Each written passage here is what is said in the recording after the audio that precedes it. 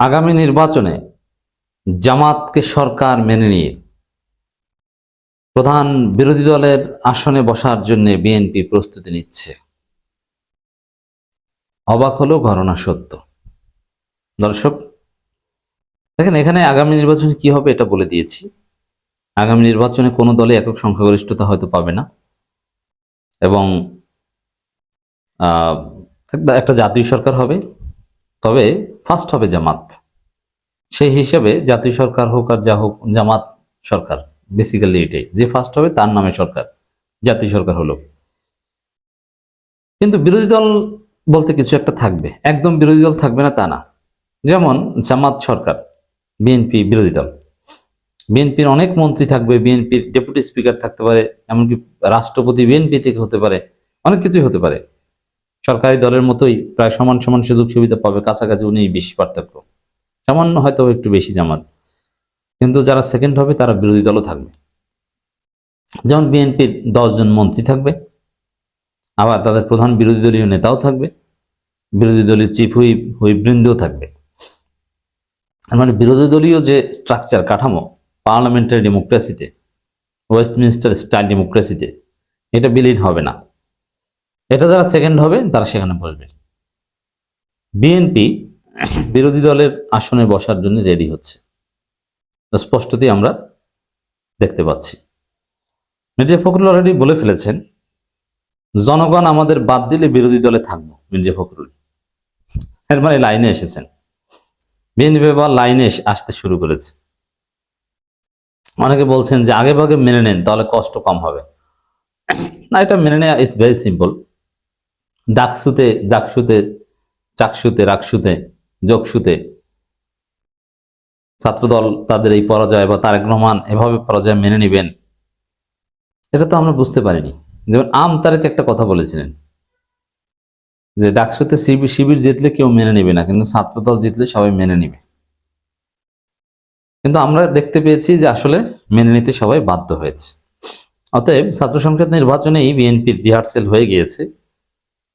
নিজেদেরকে বিরোধী দলের আসনে বসাতে বিএনপি মানসিকভাবে আসলে প্রস্তুত হয়েছে বা মেনে নিতে পারবে, এই প্র্যাকটিস আছে। অতএব সমস্যা নেই। তবে এখানে ছাত্রদল যদি শিবিরের বিজয় না মেনে ঝামেলা করত, আবার বিএনপি যদি জামাতের বিজয় না মেনে ঝামেলা করে, তাহলে রাজনীতি থেকেই তারা ছিটকে পড়বে। জামাত এনসিপি কে এমনি এমনি রাখে নাই।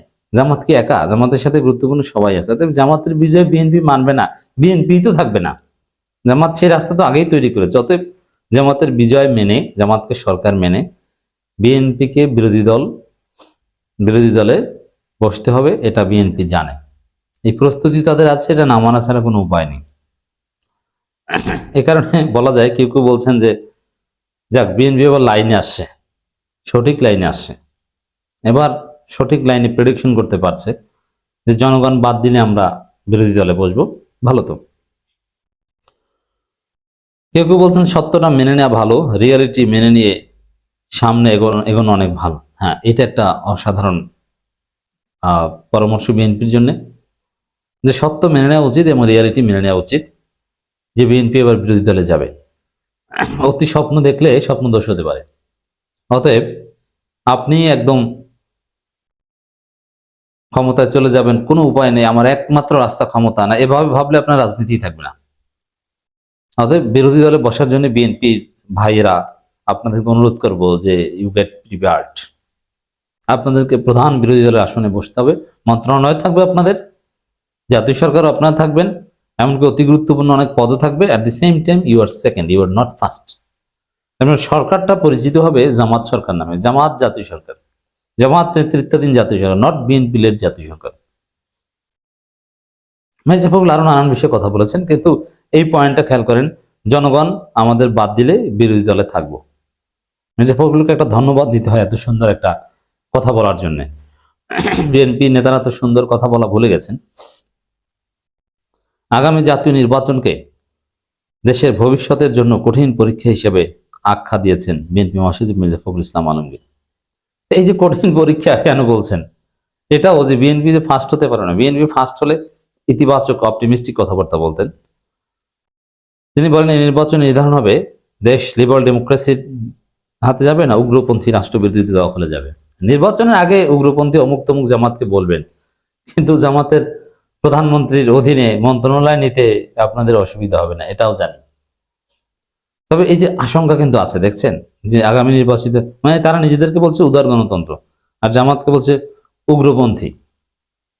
এর জবাব অনেকবার দিয়েছে যে জামাত উগ্রপন্থী না কি এটা জনগণ ভোটে দেখিয়ে দেবে, আর জামাত কোন পন্থী এটা জামাত যে পলিসি সাবমিট করেছে সেখানে দেখিয়ে দিয়েছে তারা কতটা উদার, কতটা বাস্তববাদী। জামাত বাংলাদেশকে সিঙ্গাপুর দক্ষিণ কোরিয়া বানাবে, এটা হচ্ছে জামাত। আপনি উগ্রপন্থী বলে মজা পান আর যা করেন। জামাত, বিএনপি হচ্ছে উগ্রপন্থী জঙ্গি, কারণ বিএনপি নিজেরা নিজেদের হত্যা করে। হ্যাঁ, বিএনপি জঙ্গি সংগঠন, উগ্রবাদী সব ঠিক আছে, তারপরও বিএনপিকে নিজ জাতীয় সরকার গঠন করা হবে এবং জামাত সরকারে থাকার কারণে বিএনপি সোজা হয়ে যেতে বাধ্য হবে। এবং জামাতের জাতীয় সরকারে যারা থাকবে সেখানে জামাতের কন্ডিশন আছে, দুর্নীতি করা যাবে না। অর্থাৎ বিএনপির মধ্যে যারা দুর্নীতি করে বা করবে তাদের কাউকে মন্ত্রণালয় দেওয়া হবে না। যারা সৎ তুলনামূলক, যেমন মির্জা ফখরুল হতে পারে, মঈন খান হতে পারে, এই ধরনের লোককে মন্ত্রণালয় দেওয়া হবে। খন্দকার মোশাররফ হতে পারে, যাদের ওইরকম কোনো অ্যাম্বিশন এখন আর নেই, তাদেরকে দেওয়ার সম্ভাবনা আছে। নির্বাচন ঘিরে একটি অপপ্রচার চলছে মন্তব্য করে মির্জা ফখরুল বলেন, এটি সম্পূর্ণ পরিকল্পিত। মির্জা ফখরুলের দাবি নির্বাচন হলে বিএনপি জিতবে। এখন এই যে নির্বাচনের অপপ্রচার চলছে, এই কথাও, এটাও মূলত পরাজয়ের একটা সুর, যে আসলে আমাদেরকে অপপ্রচার চালিয়ে আমাদেরকে সেকেন্ড বানিয়ে দেওয়া হয়েছে। এটা ওই ডাকসুর ক্ষেত্রে বা অন্য ক্ষেত্রে বলা হয়েছে আমরা অপপ্রচারের শিকার, এটা হারু পার্টি এটা বলে। বিএনপি মহাসচিব বলেন, আমরা আশা করছি নির্বাচনের মধ্য দিয়ে আমরা একটি গণতান্ত্রিক অবস্থায় পৌঁছাবো, সেখানে গেলে আমাদের সমস্যাগুলো সমাধান করে আমরা নতুন একটি বাংলাদেশের রাষ্ট্র তৈরি করব। কাজও হয়েছে অনেক, আমরাও কাজ করেছি। আমরা যখন আন্দোলন করেছিলাম তখন আমরা এই রাষ্ট্র সংস্কারের রূপরেখা দিয়েছেন। দেখেন, বিএনপিকে বলবো আপনার অতীত বাদ দেন, অতীত বাদ দিলে আপনাদের নিয়ে তুচ্ছ তাচ্ছিল্য হবে। আপনারা দুর্নীতি শব্দটা উচ্চারণই করেন না, কারণ দুর্নীতির বিরুদ্ধে আপনারা বললেই মানুষ বলবে যে তোরাই তো দুর্নীতিবাজ।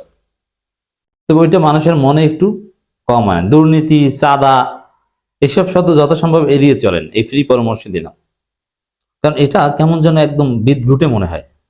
যারা দুর্নীতির বরপুত্র এরা বলে দুর্নীতির বিরুদ্ধে, এটা কোনো কথা? যারা দুর্নীতিতে বিশ্ব চ্যাম্পিয়ন বানায় বাংলাদেশকে 5 বার, তারা বলে যে আমরা দুর্নীতি মুক্ত বাংলাদেশ করবো। এইটা জামাতের হাতে রেখে দেন দুর্নীতির বিরুদ্ধে বলাটা। আপনারা আপনাদের জিয়াউর রহমান, খালেদা জিয়ার কথা বলে কিছু একটা পারেন কিনা ওইটা দেখেন। মির্জা ফখরুল সংস্কার নিয়ে সংস্কার পক্ষের অনেক প্রশ্ন তুলছে, সেটি বিএনপি 2022। এই যে আপনার সংস্কার বিরোধী, এটাও বাস্তব। আপনার সংস্কার নিয়েও কথা বলেন না, গণভোটের পক্ষে তো আপনারা দাঁড়াতে পারবেন না, অ্যাটলিস্ট চুপ থাকেন। ওটা এনসিপি, জামাত, ইউনূসের হাতে ছেড়ে দেন। তো ওভারঅল দর্শক, মির্জা ফখরুল অ্যাটলিস্ট বিরোধী দলের আসনে বসতে রাজি, মেনে নিব সেটা স্বীকার করতে শুরু করেছেন, মানে লাইনে আসতে শুরু করেছে বিএনপি।